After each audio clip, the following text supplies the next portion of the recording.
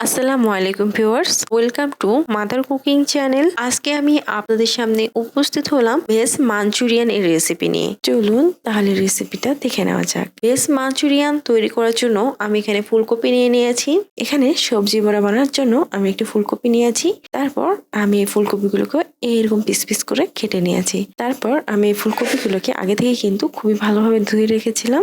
এখন আমি একটা ছাঁচনি নিয়ে নিয়েছি। একটা বাটির উপর ছাঁচনিটাকে বসিয়ে এর মধ্যে ফুলকপিটাকে এইভাবে গ্রেট করে নিচ্ছি। প্রথমে ফুলকপির সাইডগুলোকে এইভাবে গ্রেট করে নিতে হবে, তারপর কিন্তু মাঝখানে গ্রেট করতে হবে, তা না হলে কিন্তু ফুলকপিটা গ্রেট করার সময় একটু প্রবলেম হবে।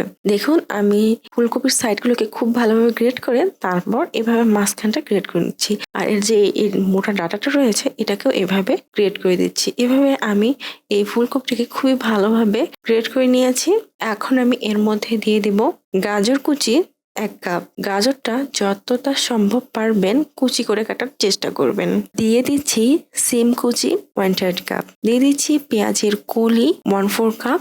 আর এই পেঁয়াজের কলিগুলোকেও আমি কুচি কুচি করে কেটে দিয়েছি। দিয়ে দিচ্ছি লবণ 1 চা চামচ। এখন আমি এই সব উপকরণ সমূহকে খুবই ভালোভাবে মাখিয়ে নিব। আমি বেশ কিছুক্ষণ সময় এই সব উপকরণ সমূহকে খুব ভালোভাবে হাত দিয়ে কষলে কষলে মেখে নিয়েছি। ভালোভাবে মাখিয়ে নেওয়া হয়ে গেলে আমি প্রায় 10 থেকে 20 মিনিটের মতো সময় এটাকে রেস্টে রেখে দেব। ফিরে এলাম প্রায় 10 থেকে 20 মিনিট পর। এই সময় কিন্তু ফুলকপি, গাজর এগুলো কিন্তু কিছুটা পানি ছাড়তে শুরু করে দিয়েছে।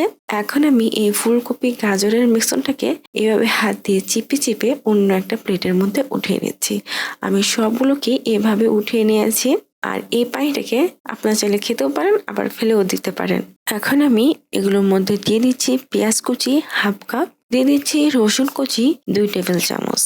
দিয়ে দিচ্ছি আদা কুচি 1 টেবিল চামচ। দিয়ে দিচ্ছি ধনিয়া পাতা কুচি 1/4 কাপ। দিয়ে দিচ্ছি লবণ পরিমাণ মতো। আমি যেহেতু আগে লবণ ব্যবহার করেছি সেহেতু এই সময় একটু লবণটা কম ব্যবহার করব। দিয়ে দিচ্ছি চিনি 1 চা চামচ। চিনিটা কিন্তু বড়াটার স্বাদ কিছুটা বাড়িয়ে দিবে, তাই অবশ্যই আপনারা সামান্য পরিমাণে চিনি ব্যবহার করার চেষ্টা করবেন। দিয়ে দিচ্ছি জিরা গুঁড়া 1 চা চামচ, ধনিয়া গুঁড়া 1 চা চামচ, চাট মশলা 1 টেবিল চামচ। এখন আমি এই সব উপকরণকে এভাবে মাখিয়ে নিব। তারপর দিয়ে দিচ্ছি কাঁচা মরিচ 1 টেবিল চামচ। আর এই কাঁচা মরিচটাকেও আমি যতটা সম্ভব কুচি কুচি করে কেটে দিয়েছি। এখন আমি হাত দিয়ে কষলে কষলে এই সব উপকরণকে খুবই ভালোভাবে মাখিয়ে নিব। আমি বেশ কিছুক্ষণ সময় ধরে এই সব উপকরণ সমূহকে খুবই ভালোভাবে মাখিয়ে নিয়েছি। এখন আমি এর মধ্যে দিয়ে দিব কর্নফ্লাওয়ার 4 টেবিল চামচ। দিয়ে দিব ময়দা 2 টেবিল চামচ। তারপর আমি আবারও এগুলো সব সমূহকে খুবই ভালোভাবে মাখিয়ে নেব। কর্নফ্লাওয়ার আর ময়দা ব্যবহার করার কারণে কিন্তু এই বড়াটা তেলে দেওয়ার পর ভেঙে যাবে না। আমি বেশ কিছুক্ষণ সময় ধরে এগুলোকে খুব ভালোভাবে মাখিয়ে নিয়েছি। এখন দেখুন খুব সুন্দরভাবে এগুলোকে বড়ার শেপ দেওয়া যাচ্ছে। প্রথমে আপনারা একটা বড়া তেলের মধ্যে ভেজে দেখবেন যে বড়াটা ভেঙে যাচ্ছে কিনা। ভেঙে যায় তাহলে কিন্তু আরো কর্নফ্লাওয়ার আর ময়দা ব্যবহার করতে হবে। আর যদি ভেঙে না যায় তাহলে আর কর্নফ্লাওয়ার বা ময়দা ব্যবহার করতে হবে না। এখন দেখুন আমি কত সুন্দর এইগুলোকে গোল গোল করে শেপ দিয়ে নিচ্ছি। আমি প্রত্যেকটা বড়াই এভাবে গোল গোল শেপে বানিয়ে নিয়েছি।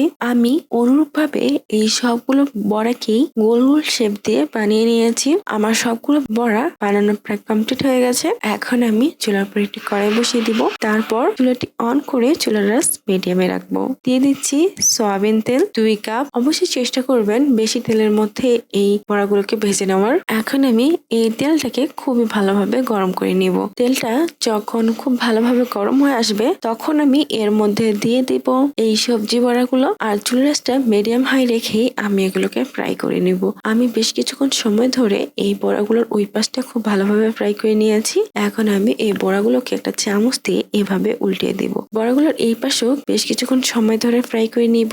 এই সময় বড়াগুলো প্রায় খুব ভালোভাবে ফ্রাই হয়ে গেছে। আর এই বড়াগুলোর মধ্যে খুব সুন্দর একটা কালার চলে এসেছে। এখন আমি এগুলোকে তেল ঝরিয়ে চুলা থেকে উঠিয়ে নিব। এই সময় আমার এই বড়াগুলো একেবারে রেডি হয়ে গেছে। এখন আমি চুলার উপর একটি কড়াই বসিয়ে বসিয়ে দিব। তারপর চুলাটি অন করে চুলার আঁচ মিডিয়াম করে রাখবো। দিয়ে দিব সয়াবিন তেল 3 টেবিল চামচ, দিয়ে দিচ্ছি রসুন কুচি 1 টেবিল চামচ, আদা কুচি হাফ চা চামচ, দিয়ে দিচ্ছি পেঁয়াজের কলি। আমি এখানে 1/4 কাপের মতো পেঁয়াজের কলি নিয়েছি। এখান থেকে আমি প্রায় অর্ধেকের একটু বেশি পেঁয়াজের কলি এর মধ্যে দিয়ে দিচ্ছি। তারপর আমি এগুলোকে ফ্রাই করে নিব। আমি বেশ কিছুক্ষণ সময় এগুলোকে ফ্রাই করে নিয়েছি। এ সময় আদা ও রসুনের কাঁচা গন্ধ প্রায় চলে গিয়েছে এবং এই আদা আর রসুন কুচিগুলো প্রায় 40% মতো ফ্রাই হয়ে গেছে। এখন আমি এর মধ্যে দিয়ে দিচ্ছি পেঁয়াজ 1/4 কাপ। আর এই পেঁয়াজগুলোকে আমি এইরকম গোল গোল করে কেটে নিয়েছি। দিয়ে দিচ্ছি টমেটো। আমি এখানে হাফ কাপের মতো টমেটো দিয়ে দিচ্ছি। আর আমি এই টমেটো গুলোকে এইরকম করে কেটে নিয়েছি। এখন আমি এই পেঁয়াজ আর টমেটো গুলোকে আদা রসুনের সাথে ফ্রাই করে নিব। আর এই টমেটো আর পেঁয়াজকে কিন্তু খুব বেশি সময় ফ্রাই করা যাবে না। আমি এই পেঁয়াজগুলোকে প্রায় 30 থেকে 40% মতো ফ্রাই করে এর মধ্যে দিয়ে দিচ্ছি পানি 1 কাপ। এখন আমি এর মধ্যে দিয়ে দিচ্ছি ডার্ক সয়া সস 3 চা চামচ, দিয়ে দিচ্ছি টমেটো সস 1 টেবিল চামচ, দিয়ে দিচ্ছি চিলি ফ্লেক্স 1 চা চামচ, দিয়ে দিচ্ছি জিরা গুঁড়া 1 চা চামচ, লবণ, পরিমাণ মতো ধনিয়া পাতা। আমি এখানে 1/4 কাপ ধনিয়া পাতা নিয়েছি, তবে আমি এখানে অর্ধেকের একটু বেশি ধনিয়া পাতা দিয়ে দিচ্ছি আর কিছুটা ধনিয়া পাতা রেখে দিচ্ছি পরে ব্যবহার করার জন্য। দিয়ে দিচ্ছি চিনি হাফ টেবিল চামচ। এখন আমি এগুলোকে খুবই ভালোভাবে নাড়িয়ে দিব। খুব ভালোভাবে নাড়িয়ে দেওয়া হয়ে গেলে আমি এর মধ্যে বড়াগুলোকে দিয়ে দিচ্ছি। তারপর আমি আবার খুব ভালোভাবে নাড়িয়ে দিচ্ছি। এখানে আমি একটি কাপের মধ্যে প্রায় 1 টেবিল চামচের মতো কর্নফ্লাওয়ার নিয়ে নিয়েছি। এর মধ্যে এখন দিয়ে দিব পানি 2 টেবিল চামচ। তারপর আমি এগুলোকে খুবই ভালোভাবে মিক্স করে নিব। খুব ভালোভাবে পানি আর কর্নফ্লাওয়ার মিক্স হয়ে গেলে আমি এই উপকরণটাকে কড়াইয়ের মধ্যে দিয়ে দিচ্ছি। এতে করে কিন্তু এর গ্রেভিটা কিছুটা গাঢ় হবে। আমি এই ভেজ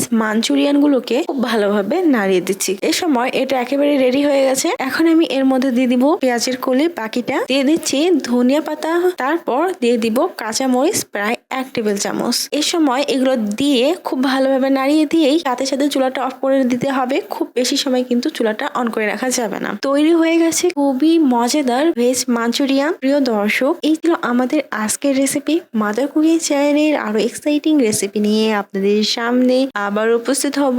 ভিউয়ার্স, আপনাদের সকলকে অনেক অনেক ধন্যবাদ জানাচ্ছি পুরোটা সময় আমাদের সাথে থাকার জন্য। আমি উইশ করব আপনারা সবাই ভালো থাকবেন, সুস্থ থাকবেন এবং মাদার কুকিং চ্যানেলের সাথে থাকবেন। এই চ্যানেলে নতুন হয়ে থাকলে চ্যানেলটি সাবস্ক্রাইব করুন এবং ভালো লাগলে লাইক, কমেন্ট ও শেয়ার করুন। ধন্যবাদ।